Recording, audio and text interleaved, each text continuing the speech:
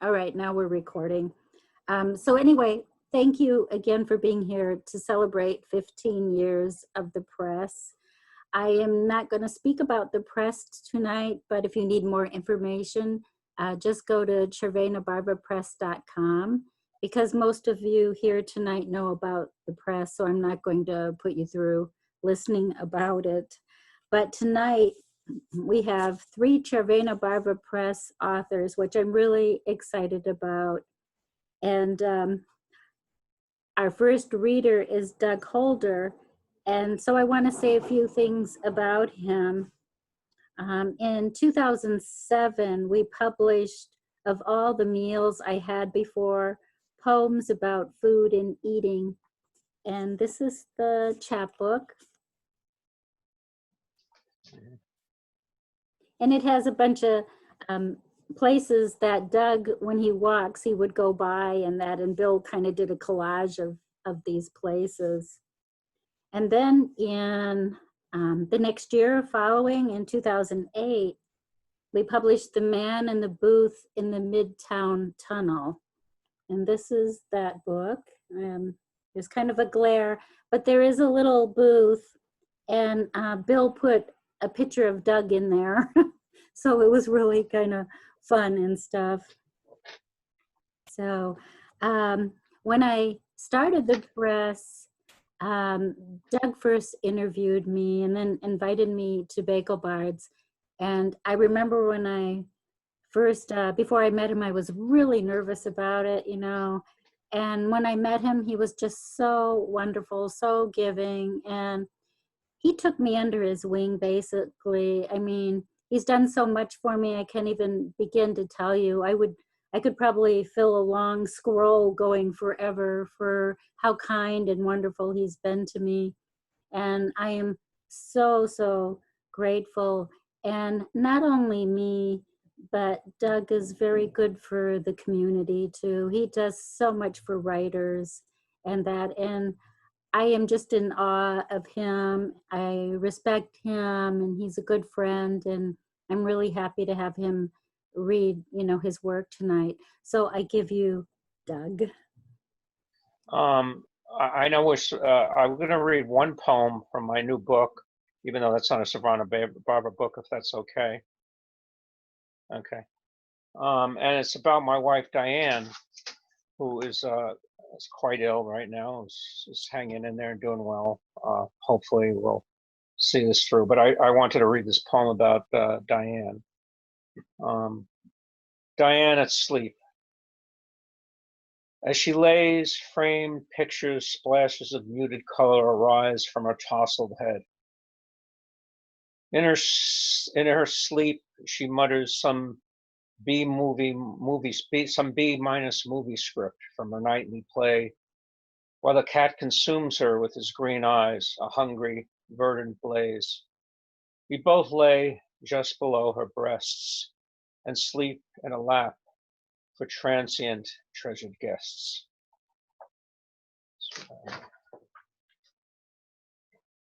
So I'll read The Man in the Booth in the Midtown Tunnel, that first full-length book I had from Červená Barva Press.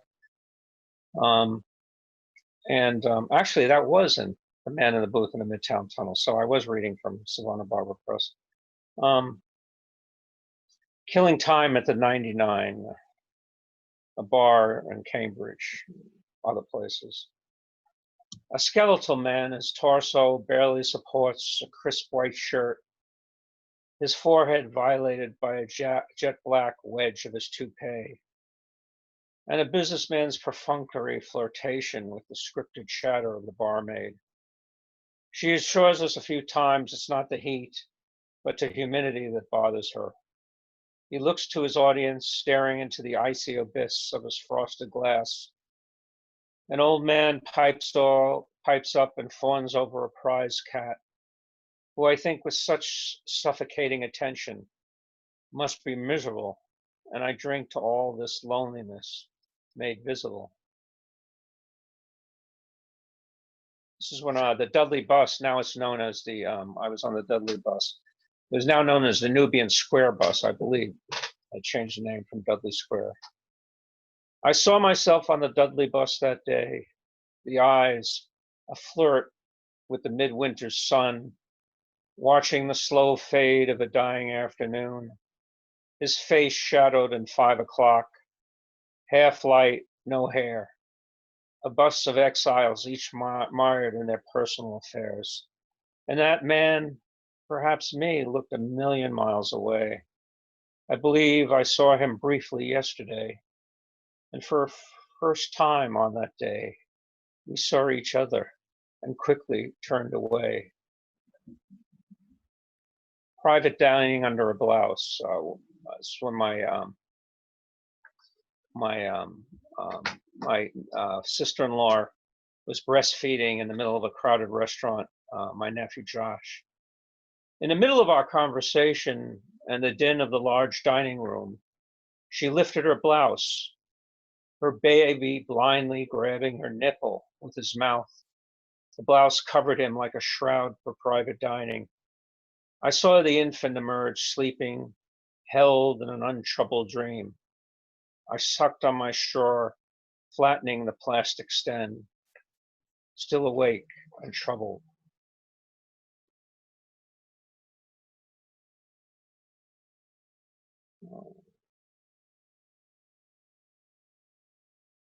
This is when I was at McLean Hospital. I worked there for many years. So this is the lost girl on the psychiatric ward. Standing in the middle of the ward, a thin scrim of sweat glistens on her nascent mustache. Apologizing to the thin air, her hands on her hips, disgust for the phantoms. She is on guard for the vulpine machinations of the silent, incessant voices chattering in her cortex, a murderous Greek chorus slapping at the hollows of her skull. And this is based on a picture by, I forget this gentleman's name, but it was about this old shop in New York, Sid Klein's Fat Man shop. The sign, a flashing fat man, clad in expansive underwear, loomed outside a rooming house window like a shut-in's desperate move of self-exposure, comforting us with the notion that there is indeed a fit for any size man. Just look what's underneath. I read the other book that Gloria published is All the Meals I Had Before. This was based on a patient I was specialing at the old Hahnemann Hospital in Boston. She had anorexia, and so it's called anorexia. Just a skeleton of herself. Her teeth, a row of rot, her stingy arms starting to rival the width of the IV tubes. But as she is happy, smiling at the happy horse shit on the TV, her cheeks sucked to the bone, a woman with the voice of a gasping, callow child asked, clutching the phone, how many calories in a scone? And I was watching, this is about my father and I, my late father, at Benson's Deli. Father and I awkwardly threw a football back and forth. Our four striatrics, 2 Jews in some tortured Rockwellian pantomime that neither had any belief in. But it was in Benson Deli on Saturday afternoons, the pop and the long-awaited fizz of the Dr. Brown's delicious hint of vanilla cream at the cusp of my nostrils. Dad's loving endowment of his hot dog, a true work of abstract art, a colorful phallus of juice and savory meat. And my brother and I broke through the brittle yellow skin of a meat knish as if we were prospecting gold diggers. And for me, those afternoons, that warm, nostalgic, ancient hue is all that rings true. And the final poem is Milk Duds. I ate them under cover when the dark blanketed the movie theater and I sank into my seat, my heavy, ungainly body hidden with the audience of midweek trench-coached men, the odd, deranged housewife muttering to the impassive kernels of her popcorn, I let the sweet dark droplets descend down my tightened throat, pleasuring myself under a wide encompassing screen, letting this be movie, screen and screen. Thank you.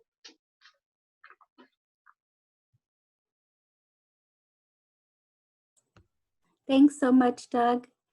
And if you don't have the new issue of Ibbotson, please check it out and help support his press of Ibbotson Street and that, because I forget how old you are now, the magazine. 22 years. And that's really incredible. So congratulations, and to Harris too, and all those that are involved in it. So our next reader is Nina Alonso Hathaway. She has a chapbook forthcoming this year from Cervena called Riot Wake, and I'm really excited about it. She is the editor of Constellations, a journal of poetry and fiction. So I give you Nina.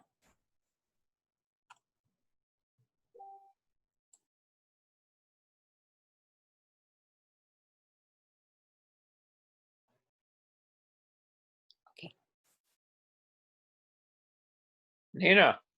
Yeah, I'm going to read. Can you hear me okay? Yeah. Yes.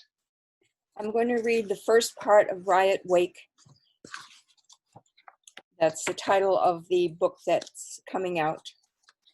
There's a series of poems and there's a narrative link, but it's not strictly narrative.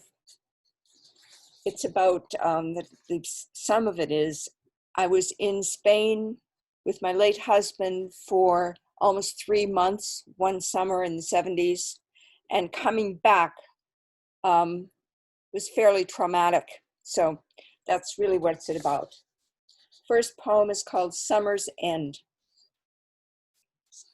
Self after self, obsolete miniatures up and down ramps on a crooked day. How many ghosts marching home, carrying summer in overstuffed string sacks. The long claw tows us in. Time is a hook, with me yanking the end not to go back, even though I've had enough fountains and cathedrals and don't need more courtyard walls with bullet holes at the head heart firing squad line.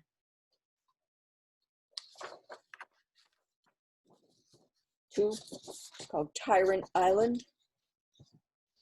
Sun-warm yellow essences dissolve, leaving imperfect particulars.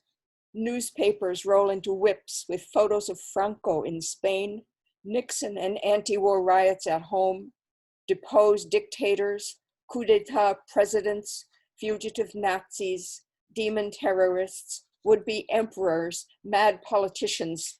Dump them in a dark jungle, throw them on an island to bully, outwit, overpower, torment and kill each other. Put them in a wax museum where barbarous heads shrink in their own poison. Nail the skulls together, lying lips sewn shut, packaged in doom dimension. Exhale violation from being. 3, on the plane. We fly home on an elephant, a steel dinosaur. I'm awake too long, a thin membrane through which small suns try to shine. So many empty seats and the horrible bread, white squares made by no human hand. I don't want to go back to machine America. 4, customs. 10,000 dots inside Kennedy Airport, assassinated, blown to nothing in Dallas. Now we wait in long lines searching to recognize any face, watching who gets stopped for a customs search. That obvious guy with beads and frizzy hair, swinging his Moroccan turtle shell guitar, the conspicuous hippie. Outside, it's car shock, lurching, stopping. I forget how to harden myself inside crowds. Lost the knack. Maybe our heads are too big. Better shrink them right away. Let's be humble and ride bicycles. Riot Wake. Harvard Square at midnight, September 3-4, baffled tourists with too many suitcases. In this riot wake, empty, except for torn leaflets, smashed glass windows, boarded up red paint screaming, "Get out of Vietnam, off the pig." I wish I had my old guitar somewhere in a closet with the strings popped, my voice posed to sing to the empty streets, a song that would echo. But my throat closes when I spot police watching. What happens next? Are we what we seem to be? Cruisers angle together, flashing blue lights at the corner of Mass and Boylston. Attack dogs pace in locked back seats. I'll do one more from this section, then I'll move on. Fluorescent diner. We find an open place on Route 2 with acid fluorescent coffee and green plastic light that makes us look dead. I slump over the table, no way to relax, nothing I want to eat. Across the aisle, a big cop drinks Coca-Cola, looks like condensed pressure, up again all night, his face the dark red color of bruised meat.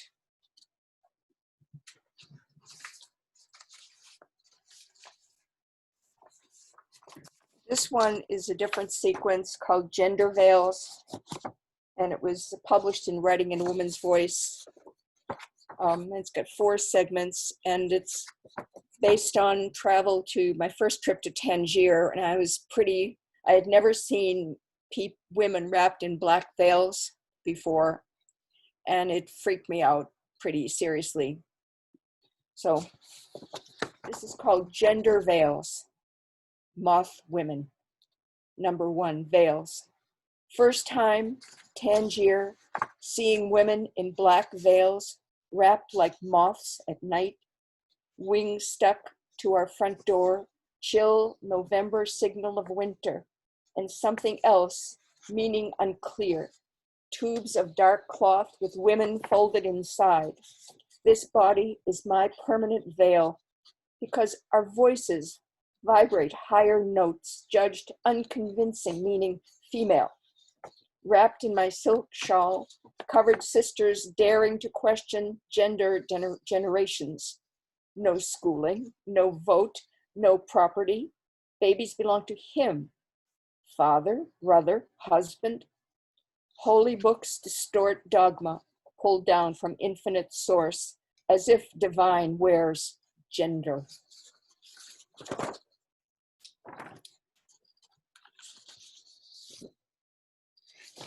I think I'll jump to the last one because these are more imagey and probably hard to hear. This is 4 noises of leaden prayer. In the brass heat of day, I'm another wrapped woman, fearful of men carrying weapons, fearful of change. I'm a spy, one of many writing underground pages, whispering through my gender veil, pouring light generations forward, though we'll be slapped for it or shot, bleeding our explanations before brute minds with hearts nailed tight, as if dogma could make violence holy. Sanctimonious banners claim backwardness as truth, insist on female obedience, trying to shout us down with funereal noises, undulant thunder of leaden prayer. I think I'll stop right there.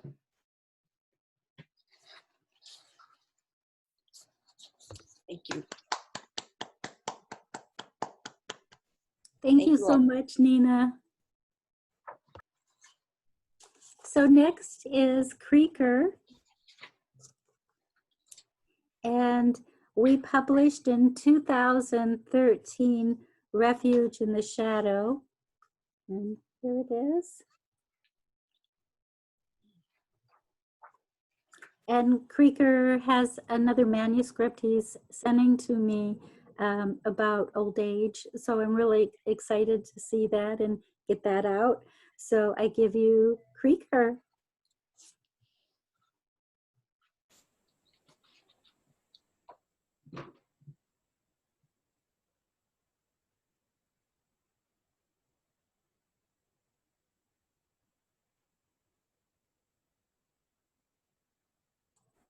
You need to unmute yourself. I tried, and let me try again.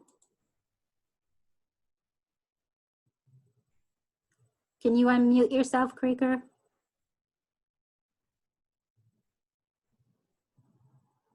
Over to the left of your screen, there's a microphone down at the bottom.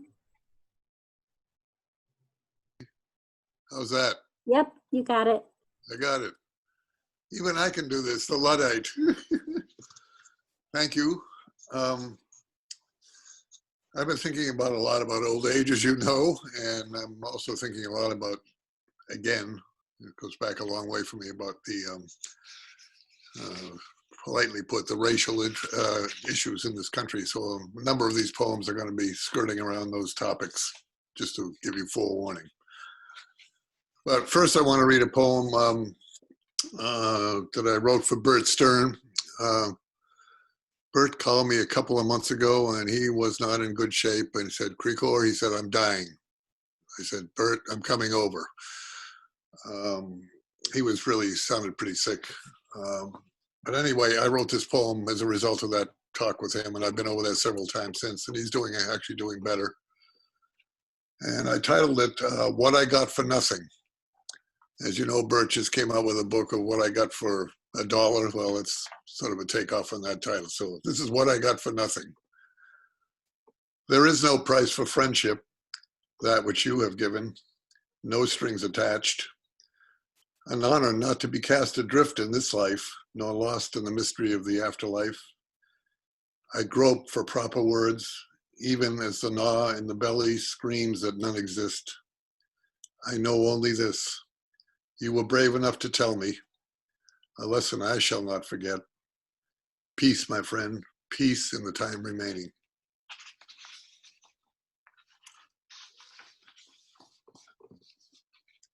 This next poem is actually, I think, published in Constellations, Nina. It's got a provocative title. It's called Nigra. It's based on my first experience with racial prejudice when I was growing up young as a kid. There was a Southern gentleman that lived across the street from us, and let's say he had his other ideas about race. Anyway, Negras, he drawled. Don't want him living amongst us now, do we? Tennessee born, fancied himself a Southern gentleman, pretty much kept to himself till a family of quote unquote colored, the polite term back then, looked to move in down the street. Half spat, half growled it out. This word new to young ears, this cross of Negro and nigger, is bone to the dog of living up north. But what was it to be colored? Did it mean to be stained, undesirable, an unwelcome shadow, as if white was light, unsullied by pigment, a racial acme of purity? Was colored any less disparaging than Nigra? What of the wops, harps, frogs, polacks, kikes, krauts, and spicks, white in assorted shades, yet somehow impure Johnny-come-latelys to the human oleo of the hood? We Armenians, rug peddlers was the best anyone could do. If you wanted to diss someone, that was the way. Sometimes playful, sometimes not if you had a beef. Next day, like nothing ever happened. Weren't nothing playful about Nigra, though. Heard that, yes, sir, loud and clear. Sorry if that offended anybody.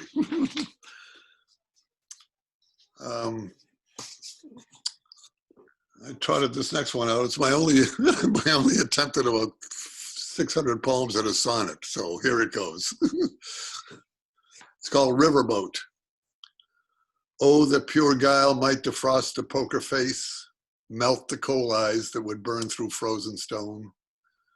Lives there a fool to scorn the odds, take up the chase, to chance a glimpse behind that searing frown? The smoldering air hangs blue, sick with the reek of danger. Surely 'tis no time, no place for the faint of heart. Not at this accursed table, where any stint of wager flushes out weakness, inflames the wooden threat. Fate, bared, lurks in the turn of a single card. Ah, Dame Fortune, grant one last reprieve. Beg you smile upon this wretch, Step forward, slip the diamond ace from your frilly sleeve. But no matter, here you can bluff without shame or laugh the loser's laugh at this foolish game.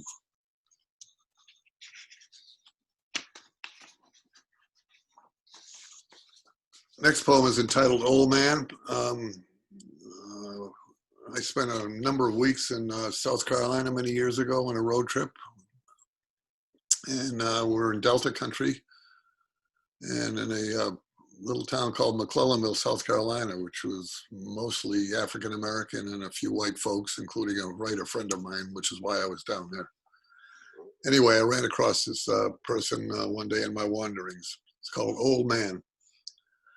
Hunched on his stoop, he whittles at the hours, strokes long, well cadenced. Time slows, the Carolina sun hangs high, spewing noonday heat. A fly buzzes with menace, pauses its ray to settle on the brim of his floppy plantation hat. A crusty hand rises, a perfunctory swat, and back to business. Concentration deepens facial grooves, furrows etched by the silver blade of a prejudice far older than he. He doesn't speak. His eyes lidded, cast down. Shavings of brown barkskin pirouette to ground, mounding curlicue at shoes crusted black with bottomland mud. The honed stick transforms, bone white, smooth as a sliver of fine African mahogany.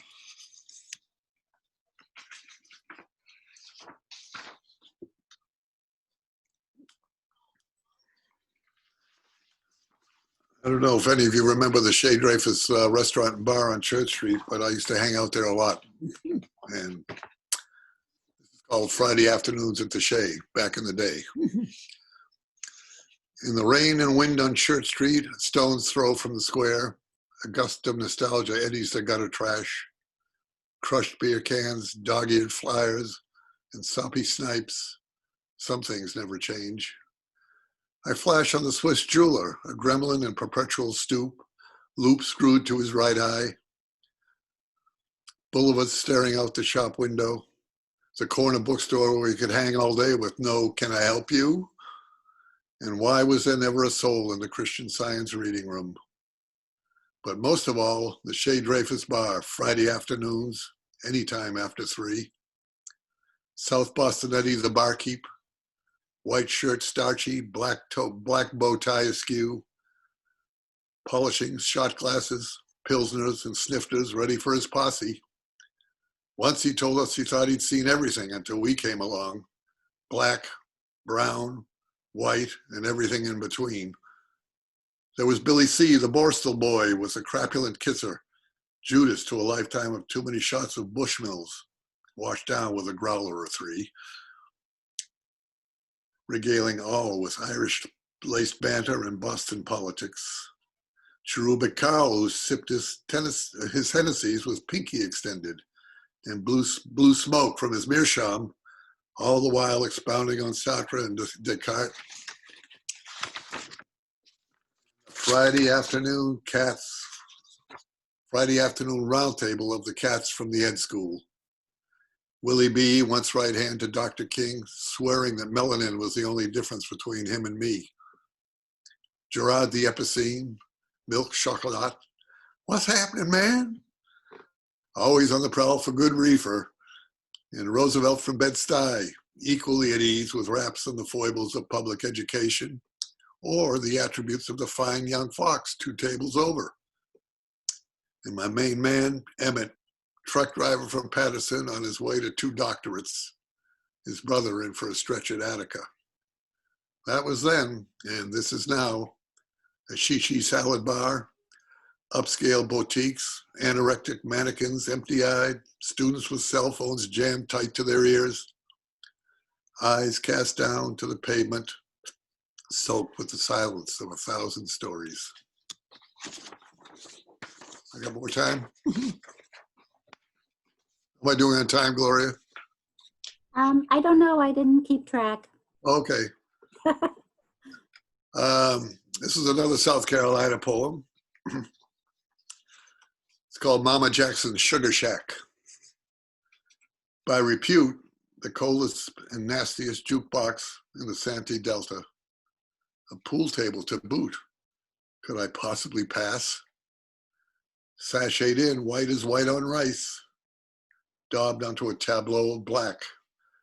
Barrel housing, hooting Saturday night away, and a date with Amen Corner next morning. Slapped a quarter on the side rail, waited my turn, grooving on Ivory Joe Hunter, and damn, wouldn't you know, ran the velvet straight off the break. You sure enough shoot a mean game, brother. Where you all from? Ain't never had brew this cold where I'm from, my friend.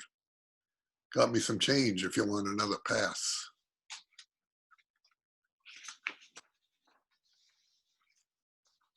Let's see, I got one or two more, and I think I'll be done. This poem's called What Do You Do? And it's got an epigraph by Hohanessian, who was an Armenian writer who was killed in the Turkish genocide. And the epigraph goes thusly: Armenian grief is a fathomless, boundless sea. What do you do with the ghosts of melancholy that lurked in dark, dusty niches? What do you do with what lies hidden like a smoldering peat bog? What do you do with a thirst for what was lost, hanging like beads of fog on skin? What do you do with the weight of the unspeakable, the grief which you could not lift? These tears I shed that fall on your headstones under the weeping willows, these tears are for you. I think I'll stop with that one, unless you have more time. Thank you. Thank you so much, Krikor. Okay. Can we have another round for the readers? Another round of applause. Thank you. Thank you. Thank Tell about the other two. So before we close, it is because of Doug that I met Krikor and Nina at Bagel Bards. So that is a very special thing. And what Doug and Eris Gardner and Steve Glines started is really remarkable and a great community. And it always meant a lot to me to be a part of it, and it still does. So really thank you to all of you for all that you do. And I've met so many wonderful people that way. So Doug, thank you. And you started it all when I met you, so thank you.